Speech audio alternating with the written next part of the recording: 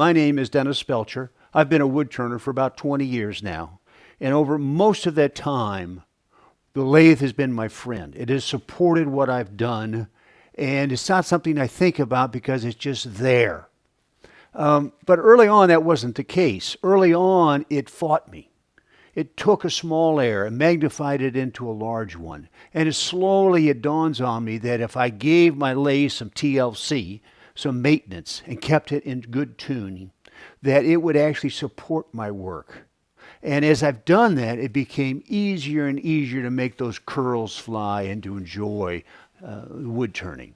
A couple organizational things. The video will be indexed, which means that you can go back into the comments and find the timestamp for each of the specific parts of the lathe. This is also supported in written form with an article I wrote in 2003 called 10 Steps to a Smooth Lathe. You can find that on my website, dennisbelcher.com. With that as a introduction, let's get started. What you'll need to have available are rolled paper towels. We'll go through more than a few. Toothbrush is always good for those small crevices. This is a metal file. Specifically, it's a mill file with a bastard cut. Now, bastard cut means it's not a smooth file and it's not a rough file, but it's somewhere in the middle. This is a can of naphtha, could also be mineral spirits. We use it to dissolve the buildup gunk that forms on the metal surfaces in the lathe. I prefer the naphtha over the mineral spirits because the naphtha is a little bit more highly refined. It dissolves gunk a little bit better than does mineral spirit, but either one work just fine. This commonly is referred to as the green thingy. More technically, it's called the Morse Taper cleaner. Unfortunately, the green thingy is no longer available. I love that name. But the Morse Taper cleaners are if you do a search for them. This is paraffin wax. The brand is unimportant. You'll find it typically in the canning section of your hardware store or a major grocery store. Another important thing is right here, which is what they call dry lube. The brand is not particularly important, but what is important is that it says down here, it resists grit. There's so much dust and grit around a lathe. We want a lubricant that doesn't grab the grit and keep it, but rather it lets it slide on by. So a dry lube, regardless of the brand, is a very important thing to have. Next is some non-woven abrasive. I like to have it in two different colors. I clean with the maroon and I wax with the green. And if you wanted to clean with the green and wax with the maroon, that's fine. The two different colors just help keep the two straight as you use them. If you have a problem with rust on your ways, as we do down here along the coast of the Atlantic Ocean, a little bit of emery paper. It should be either a 400 or a 600 grit, not something that is really rough, because you don't really want to remove metal, you want to remove rust. And you also should use that within a block so that you make sure that as you use that emery paper, you're applying it evenly across the surfaces of your lathe. With those supplies together, we're ready to get started. Each of the metal parts of the lathe need to be addressed in 3 different steps. The first step is file maintenance, then it's cleaning, and then lubrication. So it's file, clean, lubricate. So we're going to take our mill file and we're going to go back to our ways and we're going to lay the mill file flat across the ways and simply lightly move it down the ways. Now we're not trying to remove metal from the surface of the ways. What we're trying to do is to knock down any high spots. Now we really don't care about a valley. What we care about is the high spot that it always surrounds a valley, because that will impede the smooth movement of the banjo on the surface. It's also important to go and check your chamfering on each of the surfaces, each of the edges of the surface. If you have a new lathe, check and make sure that it has that the edges have been eased. It makes it a lot easier to get that banjo on and off. If you have if your lathe has a hardened metal surface to the point where a mill file won't cut it, you have to do the same step, but now do it with a diamond card. Okay, with the file maintenance done, next thing we're going to do is to take our naphtha, and we're going to take our maroon pad, moisten it up, and we're going to make sure that any gunk that's on the surfaces of the ways has been loosened up and removed. Now, where I am now on the coast of North Carolina, we have a lot of salt in the air. And so what happens is it's not uncommon to have a slight buildup of rust on your ways, which really doesn't make for and easily moving surfaces. So we're going to take our 600 grit wet dry emery paper, and we're simply going to run it across the ways to remove any rust that's on the ways. The other thing that's important that you pay attention to is the inside of the ways, because this is another point of metal contact, and critically important that the very bottom, the underneath side of the ways, be clean, because that's where the pressure plate grips. You don't want it lubricated, but you wanted it clean so that you can slide your banjo, you can slide your tailstock easily back and forth on that. With that all done, what we're going to do is take a paper towel and we're going to wipe her down. And as you can see, there's a pretty fair amount of gunk that's on there. I'm going to do the inside of the ways. And again, there's buildup. Fresh piece of the paper towel. And let's check the bottom side. And we have more. So it's amazing how fast that builds up. On this particular lathe, there is a movable, it has a movable set of ways on it. And you can see down in here that there's a bolt and a pressure plate. So it's also important that the inside here be cleaned. Again, since it's a pressure plate, we're not going to wax it, but what we want to do is make sure that that's all clean. If you have a tailstock mechanism that allows you to easily move the tailstock off your machine, make sure that is properly cleaned also. With it clean, the next step is to take our paraffin wax. Use car wax, it works fine too. My sense is that the paraffin wax is a little heavier and has more of an ability to fill any micro cracks on your ways. With that done, we're good to go with the ways. And we're going to go through the same basic steps as we did on the ways. It's going to start with file maintenance. Again, all we're trying to do is to identify any dings and knock them down. We're going to check the edges, make sure that there is no protrusions there. With that, that's the file maintenance part of it. Next, we're going to take our naphtha and we're going to do things a little different here. And we've got a few more moving parts that we need to address. But we'll start with the naphtha on the maroon and go in here and clean up all the metal that rides across the ways. Next step is to come into this elliptical bar and rotate it, cleaning it as we go. Come down here and do the same thing. All right, with that done, let's take a paper towel, wipe her down,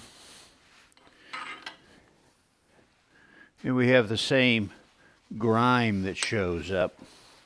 I'm also going to clean off the elliptical bar, and I need to backtrack here. Ooh, look at that.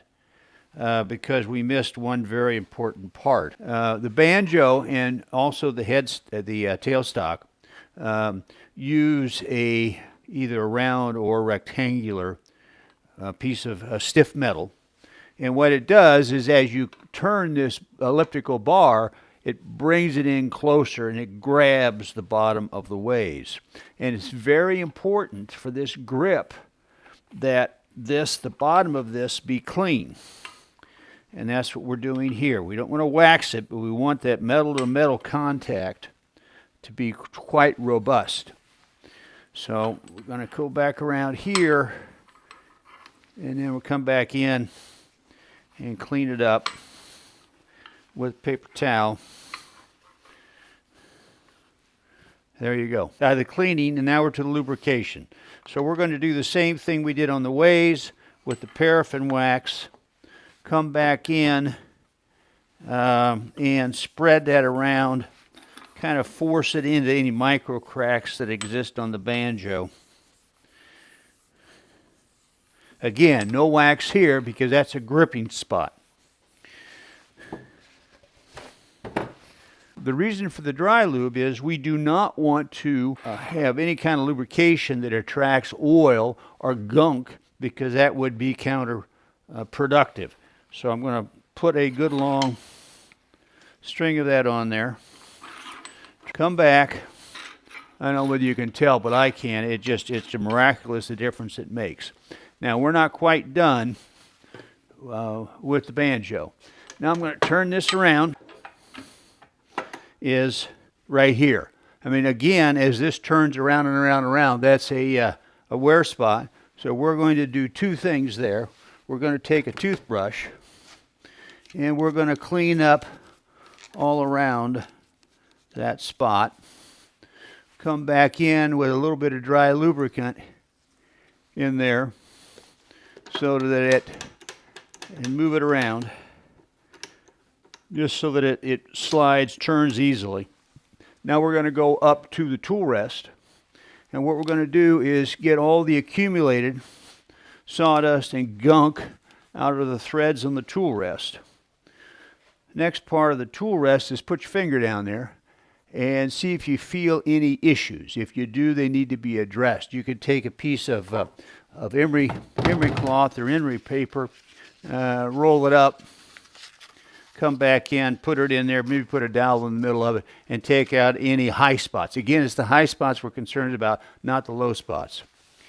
Tool rest, so let's clean the tool rest. Now what I'm going to do is take, again, the naphtha, come back in here, put it in there with my finger or with a dowel rod, whatever suits your fancy. Try to make sure we got no gunk in there. Take another paper towel and clean it up a little bit. Not bad, but there's a little bit on there. It's a little hard to see with the camera, but it is. I can see it here, a little bit of black. Okay, so that slides. I mean, it's a one-finger slide. Look at that. It's just beautiful, just absolutely beautiful. We're not quite done with tool rest because the thing we haven't addressed is the tool rest that goes in the Banjo. So let's put that in there. I want to inspect this. Now this will, over time, show the force that has been applied against it with this screw. But I don't really feel any dings or any low spots, but I still will go ahead and take my maroon non-woven abrasive, clean it up, dry it off. Now I'm not going to lubricate this because I want this screw or bolt as it comes in to hold it firmly. But I do want to be able to turn it, pull it in and out, and not have it get hung up any place. Okay, that concludes the Banjo. That's on this tool rest gets transmitted into your work, because as you move your gouges across there, if there's a jerk because of a depression, it shows up, taking a bigger bite out of your wood. So with that, skating is not a word that one normally associates with a lathe, but we do run into it, and we do have to deal with the skating issue. Now, skating is what happens when your metal is actually harder than your file is. So as we begin to try to remove metal from the tool rest, it actually skates across the surface rather than cutting into it and taking out any of the the high spots. So we have to deal with that. The proper way to deal with that is actually to switch to a diamond card, because the diamond is harder than hardened steel and stainless steel, and it will cut it. Takes time a bit, but you can just work it away to get rid of any high spots that you may run across. We also run across the problem of skating on the ways. And with those stainless steel ways or very much hardened steel ways, you have the same problem of the mill file just doesn't cut it. It skates across it. So instead we'll switch to the diamond card, put it flat on the ways, and just run it up and down, taking out any imperfections, any high spots along the ways itself or the edges. You can also use a diamond card, though it's a little bit smaller. But either of those concepts will allow you to remove the dings and the obstructions that you have on hardened steel. On to the next one. Up next is the tailstock. Again, it's the same three key things that need to be done. We're going to start out with the maroon again. We're going to clean up all the wear surfaces, giving particular attention to this wear plate, or this grab plate right here. Do it on the bottom, same way. Now this particular lathe has it's a spring-loaded plate right here. And I have found over time that if I don't address any build-up gunk on these posts, the spring doesn't work very well. So I'm going to make sure that that's cleaned up. All right, with that done, again, we're going to go through another paper towel and clean it up, wipe it down. Not too bad, but again, certainly it needed to be addressed so that it works freely. Now we're going to take our lubricant across the wear points. Again, this pressure plate, you do not want to lubricate the inside of this where it comes up and grabs the underneath side of the ways. And we're going to lubricate that downside too. Polish her up. Polish her up. Because this is a wear point with this spring, I'm going to put a drop of dry lube right there and right there. Oh, yes.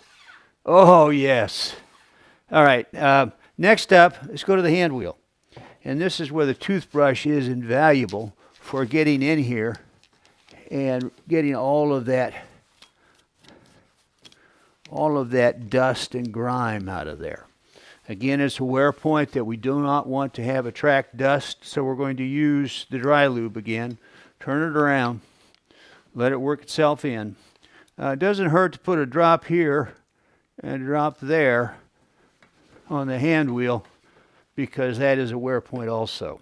Let's go to the next part, and I've got to be able to have you see it, and so we're going to go here. Let's go ahead and take this out. And I'm going to take this all the way out, and I'm going to take my toothbrush to it, because I look at those threads and I can see the dust in there. We'll clean it up really well this time around. I'm even going to take some of the naphtha, do that to it, dry it off, get it good and dry, put on a drop of dry lube, put it back in, and screw her on in. Okay, next thing we have to check, come back in, clean it up, dry it off. Now, I'm going to have to take this off. I have a couple additional points that I need to address. The first is right here, again a wear point. So we'll put a little dry lube in there, work it back and forth. Now, so let's bring it in. That slot is what keeps the quill from rotating in the tailstock. And it's important that it be clean so that the quill can go in and out easily. and also that it not be dinged with past usage. Sometimes you'll start to see where this hasn't been centered in the slot, and so the screw comes down and it starts to ding it on the walls. If you start to see that, you need to come back in with the edge of a file and address those issues so that it is crisp and clean. In other words, what we'll do is take a file on edge and bring it in like this to clean out any damage to this crisp shoulder right here. Okay, that is the outside of the quill. And now we're going to put it all back together.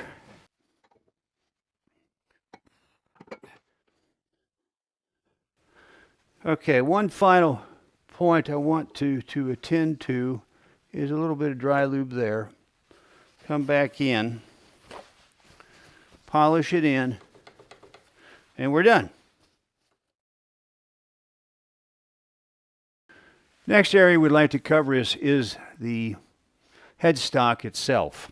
So let's switch over to that view where we can see the headstock. I'm going to go through some of the same processes, but yet it's different. Again, I'm going to take the naphtha, put it on my pad, and go in here and clean up this shoulder on the headstock. If you have a chuck that gets stuck and doesn't want to come off, very frequently it's because there's gunk either on the bottom of the chuck itself or on this shoulder. So we're going to clean this up. Now, the next thing I'm going to do is take my toothbrush and I'm going to clean up the threads. Make sure, again, nothing in the threads, and I'm going to do a visual inspection of the thread. I'm going to look for dings or where it has gotten cross-threaded, and if I see any issues in there, I'm going to take a small triangular file and very carefully go in and file away the protruding metal so those threads are clean and it's easy for you to spin your chuck on. While we're up the headstock, one other thing that I want to do is I want to stick my finger inside it and make sure that there's no dust. I'm also going to feel for any high points or any ridges. Morse Taper has a tremendous holding force, but it only works if Morse Taper has a tremendous holding power, but it only works if the shank and the quill or the socket are mated perfectly. Any kind of groove on your drive center or inside the socket of the quill really compromises the holding power of a Morse Taper. And you stop and think about how much force is applied against that, and yet it doesn't slip. I mean, it really is kind of amazing, but it only works if there is a good mating between the two surfaces. My habit, constantly, put anything into that headstock, is to check and make sure that there's no dust or grime in there. Then I'll insert it. With that inserted, the next thing I want to do is to check the center line of the lathe. It's critically important that that point and that point meet exactly. If it's out of a line, what happens is everything is going to turn a bit oval, and it really gets to be a mess when you try to drill. So I'm going to bring up the tailstock till it just about touches. I'm going to lock it down. I'm going to advance it. I'm going to loosen it, bring it up. Oh, it's right on. I'm good to go. Now, if there's a mismatch here, either the mismatch is to the right or to the left, or to the up or to the down, it needs to be addressed. It isn't addressed here. Where it's addressed is on your stand. What I have done with this stand is the body of the lathe, which you can see right here, sits on a steel stand. Early on when I set this lathe in place, I put the stand on the concrete, adjusted the lathe so the stand set as level as I could get it. Set the lathe on there, but did not bolt it down. And with the and so that allows the cast iron frame to not have any stress on it. And any place that there was any corner where there was a gap, I shimed. And once I had it shimmed so that it was naturally sitting where it wanted to sit, and these 2 points were touching, only then did I bolt it down, keep making sure that the shims didn't allow it to move. Now, if you do that, you're in a situation where you're dead on. Now, fortunately, I don't have to move this lathe because it's about 1,000 pounds of weight right here, all told. Those of you that have to periodically move your lathe is a little harder. But just remember, find a place where you can get your lathe leveled. And if you got to move your lathe in and out, always come back to the same place which you've marked on the floor. That will keep that center line dead on, and you'll be good to go. An item that's frequently overlooked in the TLC of a lathe is the connection of the belt. Now, motors and belts have a lot of different configurations on different makes and models and years of lathes. So please bear with me as I show you mine, but keep in mind that yours could be a little bit different, but the principles are the same. So what we're going to do is go over to Headstock, and we're going to gain access to our belt. I have loosened it and loosened the belt and given myself some room to be able to examine it. And with the belt loose, I'm actually going to look very carefully at the outside of the belt. I'm looking for any cracks, any wear marks, any indication that it's become a little old and needs to be replaced, because it's far easier to replace a belt before you in the middle of a piece than it is when you all of a sudden your motor is spinning but your piece doesn't turn. So I've gone all the way around the belt. Now what I'm going to do is I'm going to turn it over. I'm going to look at the underneath side, and again I'm going to look for cracks or any indication that the belt has had excessive wear. And if I see anything that shines back at me like that little point does right there, I'm going to take a dental pick and a toothbrush and make sure that it's removed from the belt before it becomes a point of concern. The next thing to examine is right here inside the pulley. So let's see if I can get you in a little bit closer. And what we see here is that there's a bit of belt material. So I'm going to actually take my pick, put it in that groove, spin it around, go to the next one. There's some more. And here's some more. Round and round. Take a bit of time here. We don't have to do this too often, but we're looking for any sign of wear or materials that have become lodged within that track, using the pick to knock them loose. Now, that's the final track. Then we're going to come around with a toothbrush and clean out all that debris, give it one last inspection, and then switch to the second pulley if your lathe has one. And I'm seeing more of the same, so I'll repeat the same process. Now, belts last a long time, but again, they need to be maintained, they need to be inspected, because what you don't want to have to deal with is a belt that breaks or stops having traction in the middle of your work. And it was time to do this again. I'm seeing a lot of debris down in there. The dental pick is just a great tool. I think I got it all loosened up now, so we're just going to take the brush, come back, clean the debris out of the track, one last visual inspection, and we're good to go. Now, we all kind of understand that electronics and heat don't get along well. They just don't. We got to be a little careful, though. I mean, it'd be real simple to take an air hose and blow them out, but if you did that, you run the risk of too much air pressure in there, making a connection come loose, so that's not a wise idea.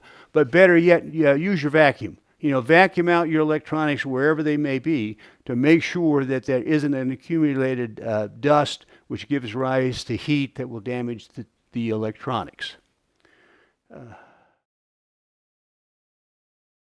Wow, we've covered a lot in this video, but all these little things are very important in your wood turning, trying to make things smooth and to make it easy for you to actually pay attention to the wood itself and your tools, not to have to worry about your lathe. Quite frankly, even though we've covered an awful lot of little things, we can't ever get all of them covered in a video like this. A lot of this comes down to just having a sense of what your machine is telling you. Listen to it.